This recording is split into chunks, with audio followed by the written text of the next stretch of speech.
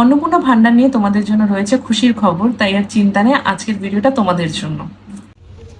আশা করি সবাই অন্নপূর্ণা বাদ দিয়ে কিছু নেই।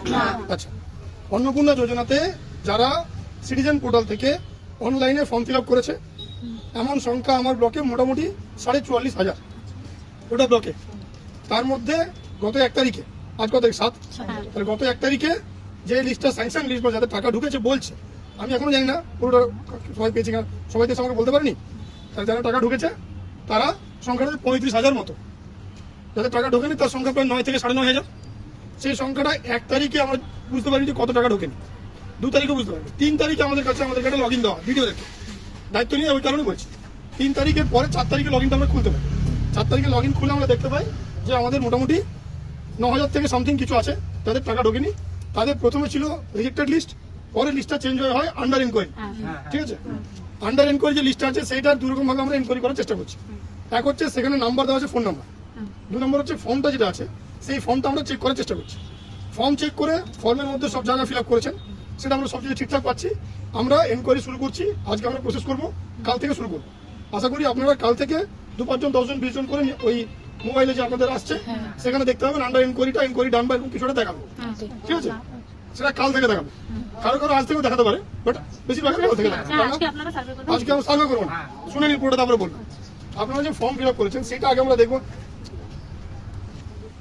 আপনারা যে ফর্ম ফিল আপ করেছেন সেটা আগে আমরা দেখবো। আগে থেকে যতটা সম্ভব আমাদের লেভেল চেষ্টা করবো। যেখানে দেখবো কোনো ভুল আছে, কোনো ইনকমপ্লিট ফর্ম আছে, কিছু আছে, সেক্ষেত্রে আমরা চেষ্টা করবো ফোন করানো। ওই নাম্বারে যদি আমাদের কাছে 2টো জিনিস আছে, মহিলার নাম আর ফোন নাম্বার। আধার নাম্বারটা আমরা পাইনি, মাস্কিং করা আছে, কাটা দেওয়া আছে। তাহলে আমরা সেখানে ফোন করবো, কারণ ওদের বাড়ির যে অ্যাড্রেস পেয়েছি সেই অ্যাড্রেসটা অনেক লম্বা, পুরো অ্যাড্রেসে টাইপ করেছেন, পুরোটাই চলে এসছে। কাজে সেখানকার কোনো মেম্বার আপনাকে যোগাযোগ করতে পারে, আমাদের পঞ্চায়েতের গ্রাম পঞ্চায়েতের স্টাফ যোগাযোগ করতে পারে, অঙ্গনওয়াড়ি দিদিরা যোগাযোগ করতে পারে, তারা আপনাদের সঙ্গে যোগাযোগ। আমার ব্লকে যে 9,000 আছে, এটা যতটা সম্ভব আমি চেষ্টা করছি ফিল্টার করে দেখে কতটা তাড়াতাড়ি করা যায়, বাট এটার জন্য কিন্তু টাইম লাগবে। প্রাথমিকভাবে আমাদেরকে বলা হয়েছে যে এটা আগামী 7 দিনের মধ্যে কি হচ্ছে স্টেট দেখতে চাইছে, যে কে কিভাবে করছে, এটা ব্লক টু ব্লক ভ্যারি করছে। কোনো ব্লকে প্রত্যেককে ফোন করছে, ফোন করে বলছে আপনারা ফর্ম নিয়ে আসুন, আমরা ফর্ম দেখবো, চেক করবো। আমার ব্লকে যেহেতু বেশ কিছু ফর্ম আছে, বেশ কিছু ফর্ম অনলাইনে দেখা যাচ্ছে, কাজে আমি এক্ষুনি আপনাদেরকে ফোন করে জ্বালাতন করছি না। তার কারণ এখন যদি আমি ফোন করি 9,000 মহিলা যদি আমার কাছে চলে আসে, আমার অফিসে দাঁড়াতে দেওয়ার জায়গা হবে না। টোটাল আপনারা যে দাঁড়িয়েছেন সেখানে হয়তো 150 জন লোক আছে, তাতে এই অবস্থা, অফিসের হয়তো জায়গা নেই। প্রথমে আমরা আমাদের লেভেলে স্ক্রিনিং করে দেখছি, আমাদের অফিসার দিয়ে ফুল টিম নামিয়ে, তারপরে যদি প্রয়োজন পড়ে আমরা কিছু লোককে ফোন করবো, কিছু জনের বাড়িতে লোকও পাঠাবো। কারণ যে ক্রাইটেরিয়া বলা হয়েছিল তাতে বলা হয়েছিল যে ছোট ছোট কথা জিনিস ছিল, আপনাদের বয়স 25 থেকে 60 হবে, আপনারা কোনো সরকারি চাকরি করে এমন কোনো মহিলা পাবে না, ইনকাম ট্যাক্স দেয় এমন কোনো মহিলা পাবে না, আর ভোটার লিস্টে এর বাদ দিয়ে কোনো ক্রাইটেরিয়া আমাদের কাছে ছিল না।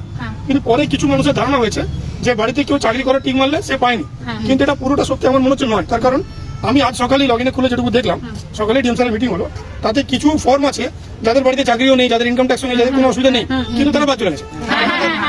শুনুন, কেন বাদ চলে গেছে সেই কারণটা কিন্তু আমাদের কাছে আসেনি, কোনোভাবে বাদ গেছে, টেকনিক্যাল কোনো প্রবলেম হচ্ছে, কিছু হচ্ছে, আমাদের কাছে আসেনি। কিছু চাকরি করা, কিছু বাড়িতে চাকরি আছে, হাজবেন্ড বা বাবা চাকরি করে, আগে শুনুন, কিছু বাড়িতে এমন আছে মহিলা যে হাজবেন্ড বা বাবা চাকরি করেন, তারা পেয়েছে। কিছু জায়গাতে আছে যে ভুল করে ফর্ম ঠিক করেছেন, তারা পাননি, কিছু ফর্মে ভুলও আছে। আবার কিছু মহিলা এমন ফর্ম ফিল আপ করেছেন যেখানে লিখেছেন আপনি লক্ষ্মী ভান্ডার পান, লিখেছেন ইয়েস, লিখেছেন অন্নপূর্ণা ভান্ডার চান, লিখেছেন নো, মানে ওইটা ঠিক মাত্র ভুলে গেছে, ওই ঠিকটা মাত্র অনেকে ভুলে গেছে।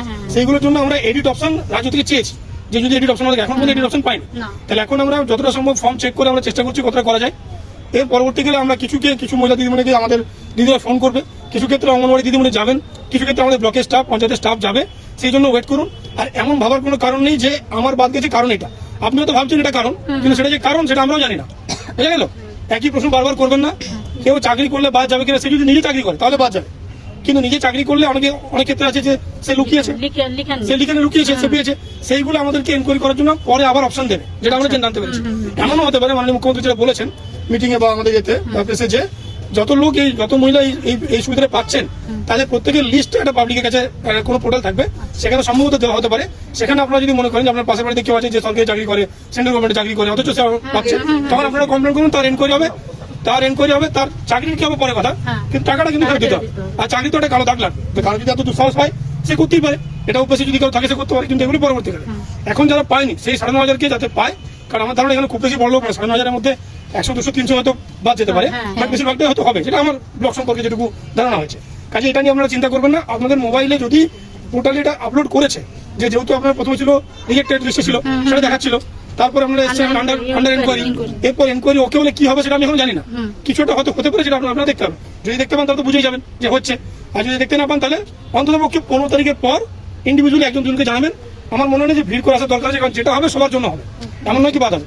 আর সব থেকে বড় কথা, কি কারণে বাদ গেছে, সত্যি কথা কি কারণে বাদ গেছে সরি, সেটা আমি বা আমরা কেউ জানি না। আমার সামনে পঞ্চায়েত সরকারি সাহেব দাঁড়িয়ে আছেন, বাকি যারা আমি জিজ্ঞেস করতে পারেন যাকে, লোকজন বলতে পারে অনেক কিছু যে আমি এই কারণে গেছে ওই কারণে গেছে, কিন্তু কি কারণে বাদ গেছে তার কোনো ডাইরেক্ট কোনো পার্টিকুলার কোনো জিনিস এই কারণেই বাদ যাবে, তার 4টে যে ক্রাইটেরিয়া ছিল, যেটা লিখিত অর্ডার ছিল, সেই 4টে ক্রাইটেরিয়া এখনো আছে। পরবর্তীকালে সরকার কি সিদ্ধান্ত নেবে না নেবেন সেটা মাননীয় হয়তো আমাদের যারা দেখছেন ওপরে তারা বলতে পারবেন, বাট আপনাদের এটা চিন্তা করার কোনো কারণ নেই যে আপনাকে বেছে বাধ্য হয়েছে, কারণ এখানে বাছার কোনো option block office, SD office, DM অফিসে ছিল না। ঠিক আছে, কাজে ওই জন্য আপনাদের চিন্তা নেই। আর এই যে যেটা আপনারা প্রশ্ন এসছেন, স্যার আমারটা কি হবে, স্যার আমারটা কি হবে, কারোরটা কি হবে সেটা কাউকে জানার এখন আমাকে বলতে আমি বলতে পারবো না।